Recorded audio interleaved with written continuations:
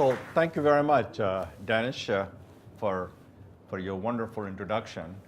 As you know, that he's also from Azamgarh, and I am from Azamgarh as well. I'm also an Alligerian. And the purpose of my trip here to India, my wife is not here, Debbie, to inaugurate the Frank and Debbie Islam complex, which is the auditorium at the School of Journalism, Aligarh Muslim University.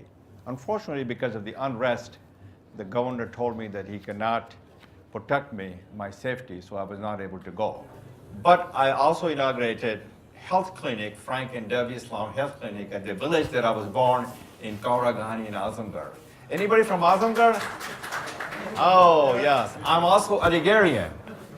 And I love Aligarh Muslim University. That's the reason I gave $2.75 million to Aligarh Muslim University. So distinguished guests, friends, ladies and gentlemen, as an entrepreneur who's a minority, it is truly a pleasure for me to be here with you, other entrepreneur guests, at this All India Minority Business Summit and Award Ceremony. So is Mr. Azmi is here, Abu Asim Azmi. He said he was supposed to be there. He's also from Azamgarh, and I take a lot of pride in him as well. And thank you, Danish Riaz, for inviting me to speak on this special occasion. And thank you, Danish, for your leadership and your vision. You provide the example and set the standard. You are a difference maker. You're carrying the torch to light the way. So when Dennis extended this, let's give him a big round of applause. Where's Dennis? I guess he's gone with the wind. He disappeared. So when Dennis extended the invitation, I accepted it without hesitation. I did so for three reasons. The focus that Maheshad brings on the needs of the minority and other marginalized communities here in India is a critical one. The minorities entrepreneur plays an important and significant role in the development of India. They play a pivotal role in shaping the future of India. And they must be equal partner in India's shared prosperity. India cannot succeed unless the Muslims are given an opportunity to have a good education, an entrepreneur, and inclusive economic mobility. Number two, they have the capacity and capability to change the landscape of India and the world. The fact that this summit addresses minority businessmen, that I would be here with kindred spirits who have grappled with discriminations and hostility and prejudice of all types and have nonetheless made this their journey successfully. The award at this ceremony are recognition for those who do distinctive work but are too often unrecognized and invisible. So those are my primary reasons for being here. Before I get to my formal remarks, let me state that to those award honorees, this day is your day. Let me extend my congratulations to those of you receiving the awards here this evening. You are doing God's work. You are doing people's work. For those of you minority entrepreneurs who are not receiving the award today, this day is your day also. I'm certain you'll be recognized at this summit at some future days. For those in the audience who are contemplating becoming an entrepreneur, I say, join us in this journey. We need you, your fellow minorities need you, and India needs you. Indeed, what is needed for the future of India and the world is entrepreneurial leadership and civic engagement. That is the title that I have given for my remarks. I'll present my remarks in 5 parts. Part 1 will be the entrepreneur and entrepreneurship. Part 2 will be the entrepreneur journey. And the part 3 will be entrepreneurial leadership. And the part 4 will be civic engagement. And there were some panel discussions on that. And the part 5 will be focused on the empowerment of minorities. Let me begin the climb to the summit with part 1. So what is an entrepreneur and who is an entrepreneur? The various definition, the one that appeals the most to me is the entrepreneur is a person who organizes and manages in any enterprise, especially a business, usually with a considerable initiative and risk. I like that definition because it emphasizes any enterprise and extends the definition beyond just the business owner. A person can be entrepreneur in any type of organization as long as he or she is willing to step up to the plate and take a leadership role to shape the direction of the enterprise or the portion which he or she controls. The awards for this summit recognize this fact. There are a broad range of nomination categories. To name just a few, the categories include gems and jewelry, medical and healthcare, management, college institution, builders and developers, and scientific technology. That is testimony to the fact that entrepreneurship comes from in all shapes and sizes. In that regard, let me share a definition of the entrepreneurship that was provided by Professor Howard Stevenson from the Harvard Business School almost 40 years ago. Professor Stevenson said, and I quote, "Entrepreneurship is the pursuit of opportunity without regard to resource currently controlled." In other words, entrepreneurs are not constrained in their thinking. Let me combine these two definitions into my own definition of an entrepreneur. Entrepreneurs are dreamers who dare. They are seekers who seize the moment and take calculated risks to create the enterprise and the jobs of the future. That is what and who those of you in this audience are. You are entrepreneur. As an entrepreneur, you understand that becoming an entrepreneur is a journey. You have taken and are still on your journey. Let me talk about the part 2 of the entrepreneur journey. There may be similarity in your journey, but each journey is different. In part 2 of my presentation, let me tell you a little bit about my personal journey. It consisted of 6 phases: getting a good education, doing my apprenticeship, becoming an entrepreneur, building a strong and talented management team who shared my vision and values, staying the course, and broadening my horizon. I went to the United States from India at a very young age, at the age of 16. I got my bachelor's and master's degree in computer science at the University of Colorado that gave me the knowledge that I needed to go into business. When I graduated with my advanced degree, I was not prepared to go directly to owning a business. That's because I did not know how business operated. I had no real exposure to business prior to starting college. I knew I needed the experience, so I worked with the 2 major information technology firms in the Washington, D.C. area for about a decade to learn the ropes and the ins and outs of doing business with the government. That gave me the skills and real-world grounding that I needed to start my own business. After doing my apprenticeship in 1994, I mortgaged my house. My wife was not very happy. And I purchased a company called QSS Group Incorporated for $45,000. Within 13 years, along with my key management team, we took that from a workforce of 1 employee, that's me, to more than 3,000 employees, to more than $300 million in revenue. That was an excellent trajectory for the business, and I had a role to play in that success. But when people ask me how I became successful, I respond that it was not me, but we who made it happen. My team of talented senior managers was central to everything. Success in business is a team sport. Before I close this section of my talk, I must talk about passion and persistence. Those are the ingredients of staying the course. They were essential because my journey was not a straight line.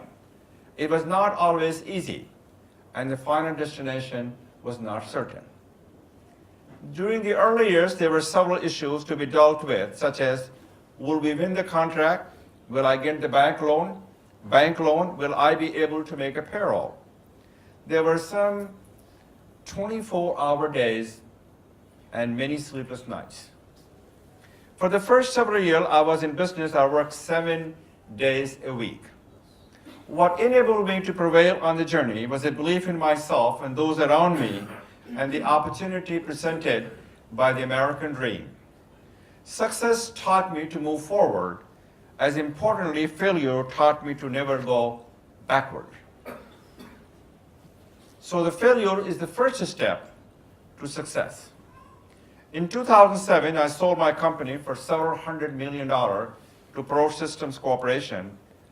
That sale allowed me to establish a private foundation that supports educational, culture, and artistic causes in the United States, here in India, and the world.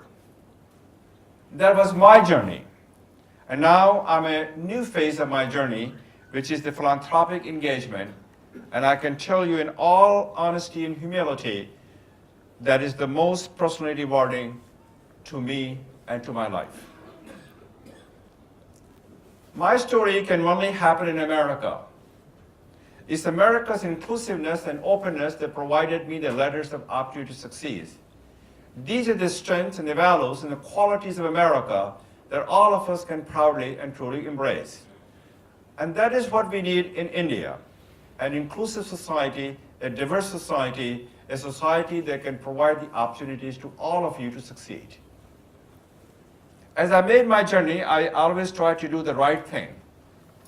An old American saying is that managers do things right and leaders do the right things. That is an important distinction that I will emphasize in the next part of my talk as I briefly address the concept of entrepreneurial leadership. Entrepreneurship leadership is doing the right thing in all facets of one's life. The entrepreneurial leader is a person who recognizes that becoming an entrepreneurial leader is a journey and invests the time to make the journey in a meaningful and thoughtful manner without taking shortcuts along the way. I firmly believe leader is a person who recognizes that leaders are made, not born. So my wife Debbie and I recognize the pivotal importance of the entrepreneurial leadership for the future of India. That is why we funded the development of the Frank and Debbie Islam Management Complex at Aligarh Muslim University. And I love AMU. And I want to recognize my brother and his wife, Dr. Islam, who traveled with me from the state of Texas, who's also Aligarhian. And Dr. Abdullah, who was my teacher at Aligarh Muslim University. Thank you for joining us, for both of you. And thank you, Tawqeef, for being here. I forgot to say that in my introduction. At the dedication of the complex, I stated, our overriding motivation in supporting the management complex is because of the emphasis it will place on preparing the students at Aligarh Muslim University to become entrepreneurial leaders who will engage in activity that will create jobs, build prosperity and opportunities for thousands of people throughout India and other parts of the world.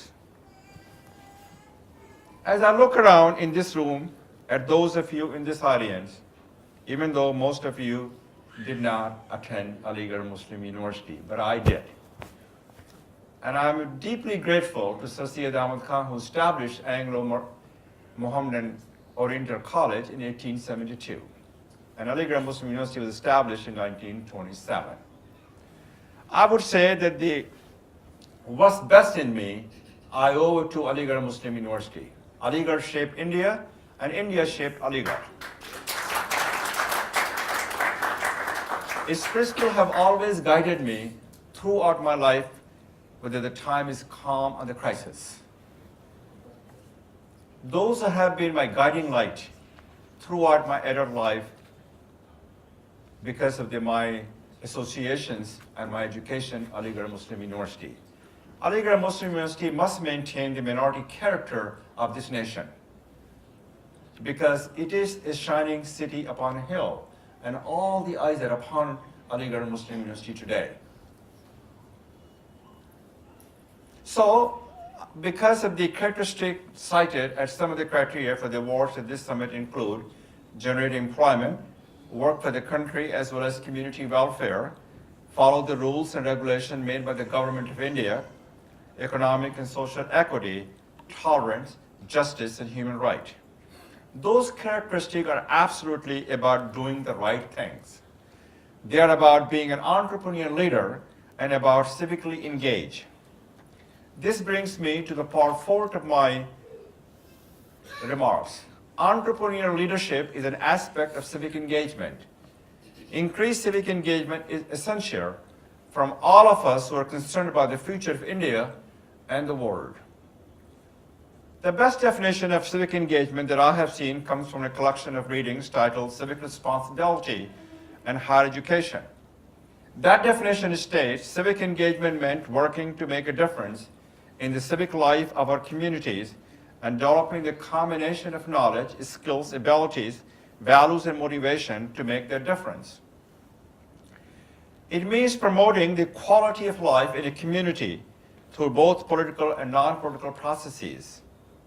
So civic engagement takes 5 primary forms. Individual, being the best one can be and personally responsible for one's actions. Organizational, contributing to the success of the group. And political, participating in those processes that shape the structure and the nature of the government. Community, collaborating to make the world in which we live a better place. Social, advocating for justice and equality of treatment and opportunity for all. When I began my education, started my business, and took other steps in my journey, I did not really think about them as a form of civic engagement. In looking back now, I understand that they definitely were, and that we all here on this earth for a higher purpose. We all are God's children. We are a reflection of God on this earth. In this last part of my presentation, I want to talk about that purpose. I myself involved in numerous charitable, as I prefer to call them, not a charity, but investment, here in India and the United States and other parts of the world around the globe. The need is great, and it does not matter where and how we get civically engaged. What matters is that what we do so. I know that you Summit Award winners and others tonight are already engaged. I know that I'm preaching to the choir. But as I conclude my remarks, I'd like to make one request to all of you. That request to ask you to join me in committing to do even more by intensifying your focus on the empowerment of minorities. That empowerment can come in a number of ways, but I think the key ingredients, what I call the 3 E's. Those E's are education, employment, and elevation. Education and employment are easily understandable, but let me elaborate on the concept of elevation. Elevation is enabling the minority individual who has been educated and who is employed to raise their sights to realize that anything is possible, and you have the capacity to make impossible as a possible.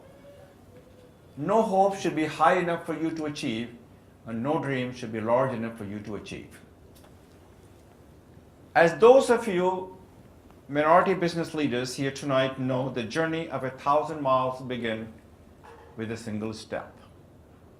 I know that, you know that, you all have demonstrated the capacity to make a difference. You are the difference makers. That is why I ask you to continue to provide those minorities in need with a hand up, not just a handout. Help empower them through the 3 E's: education, employment, and elevation. Professor Clayton Christensen of Harvard Business School has stated, I have concluded that the metric by which God would assess my life is not money, but the individual people whose lives I have touched. He tells his MBA students, do not worry about the individual prominence you have achieved. Worry about how many individuals you have helped to make better people. I think the Professor Christensen has hit the nail right on the head. Picking up on his advice, I say, do well, but do good. Do well in your business so that you can do good for other minorities and for India. Invest in other minorities by sharing and giving back. Make your success India's success. When the minorities succeed, all of us succeed, India succeed, and the world succeed. India cannot succeed when minorities are held back. Let me also add on the role of the media, because this is sponsored by the Maheshwar, who is into the media. The media needs to be a leader in building the framework for communal harmony and community development. This means that media must be a proactive participant in documenting the success and the failures of the minority business enterprises. I want to talk to you a little bit about when you are successful, extend your hand, your hope, your heart, and your help, to those who are socially and economically disadvantaged, to those who are poor, to those who are underprivileged, to those who are voiceless, and to those who are vulnerable. And their success is our success. I also want to say a few words about interfaith dialogue. I'm a strong advocate of interfaith dialogue because it brings the people together, because it builds the bridges, not build the wall. And this is how we can build a stronger, fairer, just, tolerant India. And this is how we can shape a better future for India and the world. So I wish you continued success in your venture on your journey. It has been a privilege, and I'm delighted to be here speaking with you. I wish you the best. God bless you all. God bless India, and God bless America, because I am an American.